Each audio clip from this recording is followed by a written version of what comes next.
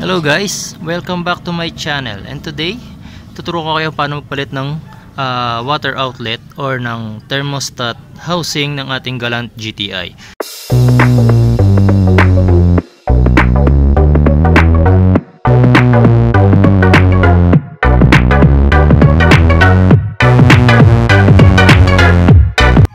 Ang water outlet natin guys is hindi naman nangangailangan ng regular replacement unless may mga incident lang na nangyayari na kinakailangan siyang palitan.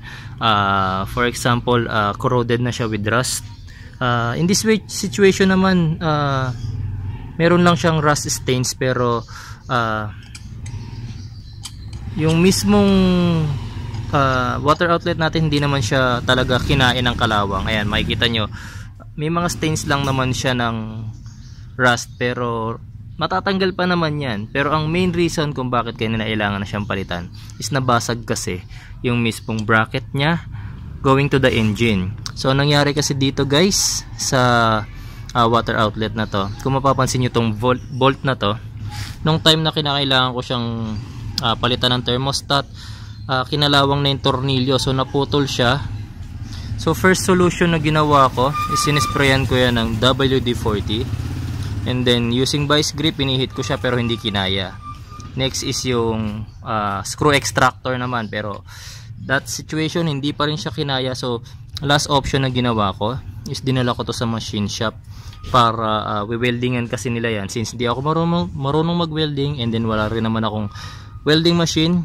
So dinala ko yan para sila yung magtanggal. Weldingan nila yan ng mahabang bakal, at yung mahabang bakal na yun yung gagamitin nila para mapihit yung tornilyo na yan. Ang kaso, nung inilagay nila sa gato or sa bench vise itong aking water outlet, ayan, nagkamali sila ng lagay at napingas yung bracket na to. So ako ngayon yung problema sa paghahanap ng piyesa, since more than a week ako naghanap ng piyesa nito kahit sa mga nagpa-parts out nito. So medyo nahirapan ako. So luckily nakakuha pa ako. Nakakuha pa ako nito sa Banawe. Isang set na rin siya. 1,000 ang kuha ko nito. Ginrab ko na rin kasi mahirap na talaga siyang hanapin. So this time mas maingat na ako. Hindi ko na to dadalhin kung kani-kanino na masisira lang siya. Yan. By the time na binili ko to guys, syempre ang tinignan ko is kailangan similar sila, kasi kahit 4G63 ito, may magkakaiba pa rin na model ng water outlet. So tinignan ko sila from top. Ayan, so dito, ito thermo switch ito pero sa gantong model ng Mitsubishi Galant, ang thermo switch is nakalagay sa radiator. So hindi ko na gagamitin itong thermo switch na to. And then sa side naman, kung mapapansin nyo, almost the same sila. Ito yung temp sending unit. Ayan, ito yung temperature sensor natin. Tapos itong itong vacuum switching valve na to, ito yung nawala. Kasi dito sa bagong bili ko, kung mapapansin nyo, wala siyang butas. So ito yung nawala ng slot, yung vacuum switching valve. Although dito sa kotse ko, nung nabili ko to, sira na talaga tong vacuum switching valve na to. Tapos sa likod naman, ayan, same pa rin. Itong tube na to papunta to sa ating throttle body sa may servo. Tapos ito ngayon yung kanyang vacuum switching valve dito. Ito yan. So pinutol na nila. Tapos itong akin naman naka-plug naman na, nakasarado na siya. So aside dun sa mga tinukoy ko, wala na silang masyadong pinagkaiba. So ito na lang yung gagamitin ko. And then ituturo ko sa inyo ngayon kung paano siya ikabit ng maayos doon sa ating makina. First thing we need to make sure guys is kailangan malinis ito. Itong part na to kasi ito yung ikakabit natin sa makina. And then yung other part naman dun sa may engine mismo sa block, kailangan malinisan din natin yon. So meron pa siyang mga remaining residues kanina ng lumang gasket. So niliha ko yan, nilinis ko maigi, pati yung dun sa kabila. Tapos itong mga to, since itong temperature sending unit natin is sira na, tatanggalin ko ito, ililipat ko yung galing do sa luma ko. Itong temperature sensor na to, hindi ko alam kung working pa siya, pero tatry ko na lang din siguro. Kung ngayon kung hindi siya gumagana, ikakabit ko yung aking bago, yung dun sa luma kong temperature gauge, temperature sensor rather. Tapos wala na ako ibang nililipat kundi yon.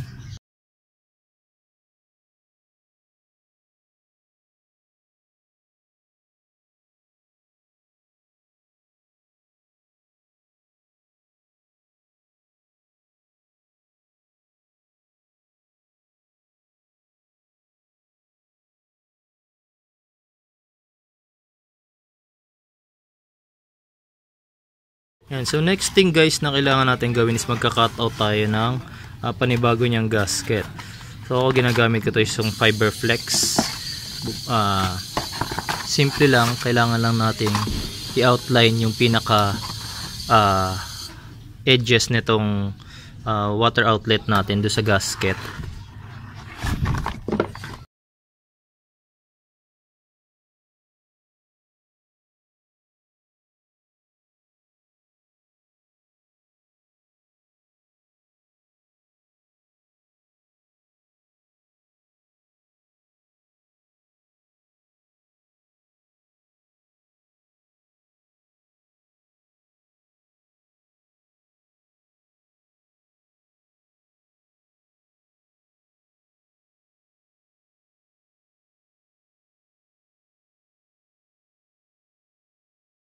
Yan guys, so installation na tayo ngayon.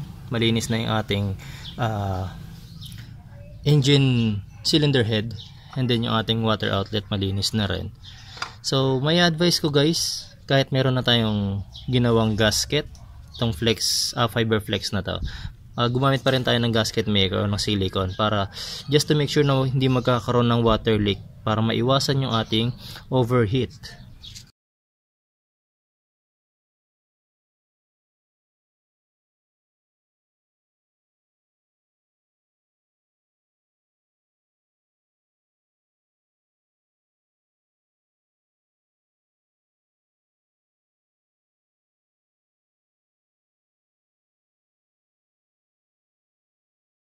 Tapos gamit ang 12mm wrench, sisikipan na natin yung mga nut. And so since naikabit na natin ngayon yung ating water outlet, ililipat ko na ngayon yung temperature sending unit. Since sira na to, tatanggalin ko siya dito, tapos gagamitin ko tong luma. And so gamit ang 17mm wrench, tatanggalin natin tong sending unit na to. So sa mga nagtataka nga pala bakit ikinabit ko muna yung water outlet sa makina bago ko tanggalin to, kasi guys mahirap kasi yan tanggalin nang walang puwersa. Nangahawakan mo lang to, tapos pipihitin mo yan. So ang pinakamadaling paraan is ipitin mo siya sa gato or sa bench vise. Kaso since nagkaroon na ako ng problema with bench vise, so parang medyo natakot na ako na igato to ulit, mamaya mabasag na naman. So since napakahirap humanap, so minabuti ko na ikabit muna siya sa makina para yung puwersa nung 3 bolt ngayon ang ipipigil dito sa ating water outlet para mapihit ko itong sending unit na to.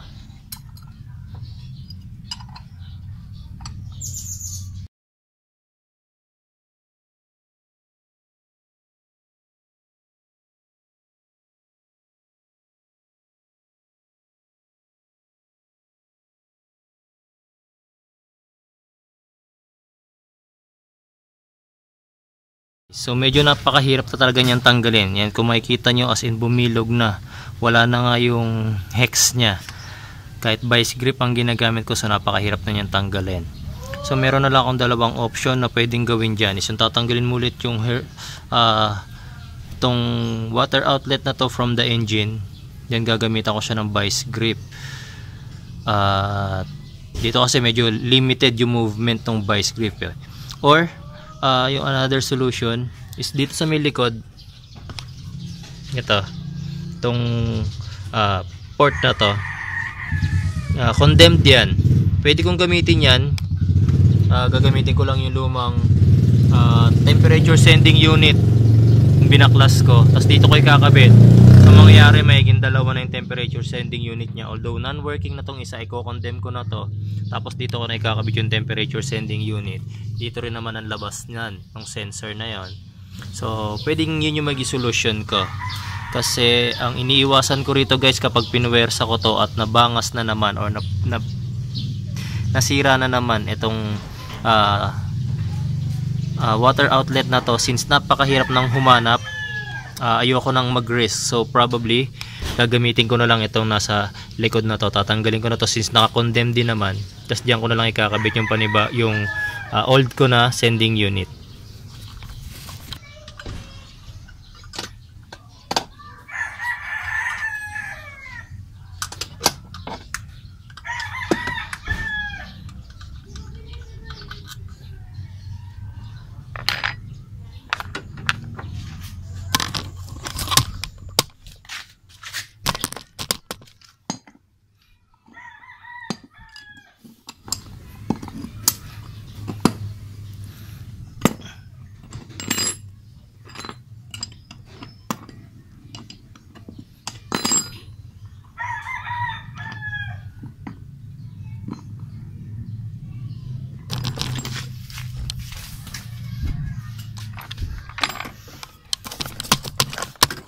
Guys, sa pag-install na to, kailangan ko lang siguraduhin na hindi sila magtatama noong old na sending unit.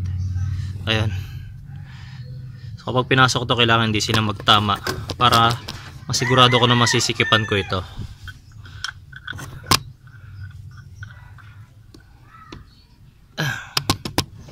Ayan. So hindi naman sila nagpang-abot.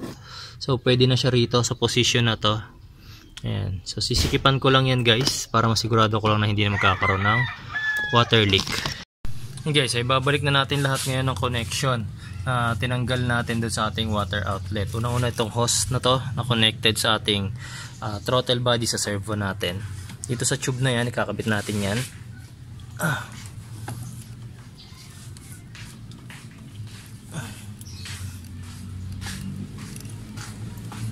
Ayan. Next is yung connector. Itong connector na to pupunta sa ating sending unit. Ito yung inilipat natin kanina galing doon sa lumang water outlet. And then next is itong connector naman ito para sa ating temperature sensor. Tapos last na lang is yung ating hose. Itong ating radiator hose.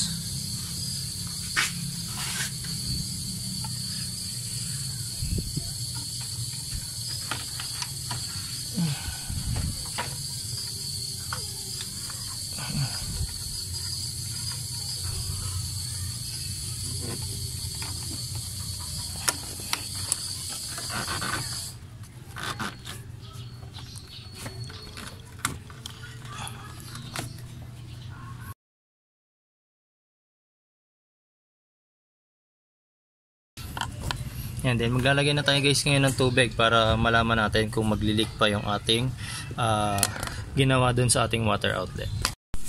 Yan guys, so para matest natin ngayon kung working fine or tama yung pagkakapalit natin dun sa ginawa natin sa water outlet, dun sa installation nung temperature sending unit, kailangan pag binuksan natin ng ating makina, pag cold start dapat more than 1000 RPM ang ating idle. Tapos kapag mainit na yung makina, bababa na yan kasi itong makina na to sinet ko to 850 RPM. Okay, start ko lang yung ating engine. Ayan. So as of now, ang RPM ng aking makina is nasa 1100. So hihintayin ko lang na yung temperature ko is mag-normalize, then titignan natin kung ilan ang magiging temperature niyan, ang RPM nan kapag ka mainit na yung ating makina. So ibig sabihin kapag bumaba yan sa 850, working fine yung ating ginawa dun sa ating water outlet. Ayan guys, so makikita nyo yung sa ating temperature gauge. Makikita nyo umaangat na paunti-unti yung ating temperature gauge. So ibig sabihin dun sa ating temperature sensor is gumagana na siya ng maayos. So ang kailangan lang nating malaman is yung sa sending unit naman. Kapag ka uminit na yung makina natin, dapat bababa na kasi yung RPM ng ating idle. And guys, so makikita ninyo nasa gitna na yung aking temperature gauge. So nag-normalize na yung aking engine temperature. Tapos mapapansin nyo yung aking RPM ngayon is nasa 800 RPM na. So yan yung indication guys na working ngayon yung ating temperature sending unit. So wala naging problema sa ating pagpapalit ng water outlet, although hindi natin nailagay sa tamang position yung ating temperature sending unit. Okay guys, so ganun lang magpalit ng ating water outlet guys. Napakasimple pero kailangan magawa nyo siya ng tama kasi since computer box of ang kotse na to, kailangan yung temperature gauge at yung temperature sending unit natin is both working kasi magmamalfunction yung ating engine once na magkamali tayo just by simply replacing ating water outlet guys. So final thing to check guys kapag nasa normal operating temperature na yung ating makina, yung ginawa natin dito sa ating water outlet, kailangan nyo siguraduhin na walang leak kasi once na mainit na yung ating makina, nagkakaroon na ng pressure build up yan eh. So mas malakas na yung pressure ng mainit na tubig, kaya kailangan ma-check nyo kung walang water leak sa lahat ng connections na ginawa natin. So maging sa mga hoses, din maging sa mga gasket. So as of now, wala akong nakikitang water leak